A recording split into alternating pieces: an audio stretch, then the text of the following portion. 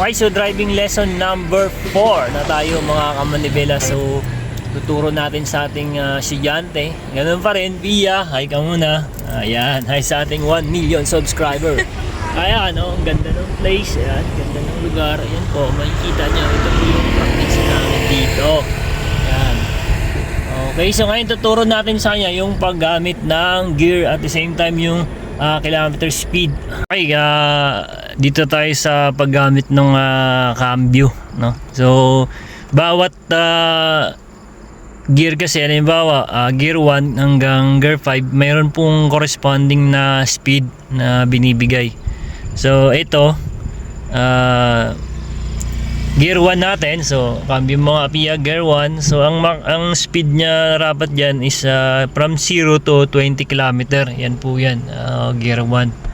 Tapos pagka gear 2, sige change mo sa gear 2. So, ang speed mo diyan dapat is 20 to 40 km per hour. Yan sa gear 2. Tapos na yan, gear 3 naman tayo. O third gear, ang ano naman diyan is 40 to 60 km per hour. Then port, cambio ka sa port. Yan. Yan yung sa baba.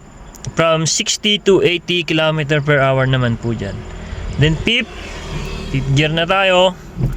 Ang speed naman natin dyan from 80 km per hour up na. So yan, fifth na. Then ang pinaka last nyan, reverse. So hindi na yan. Normal yan, pag reverse isang speed lang. So balik mo nga sa neutral. Balik mo sa neutral. Yan. So ang unang gear natin is from 0 to 20 km. Makikita mo yan pag tumatakbo ka na dyan. So try natin patakbuhin. Okay, so try natin Okay. Okay, so tatakbo tayo. So try natin. Okay, ayan. So cambio na, clutch down, cambio sa gear 1. Ayan. So tingnan natin ang speed niya.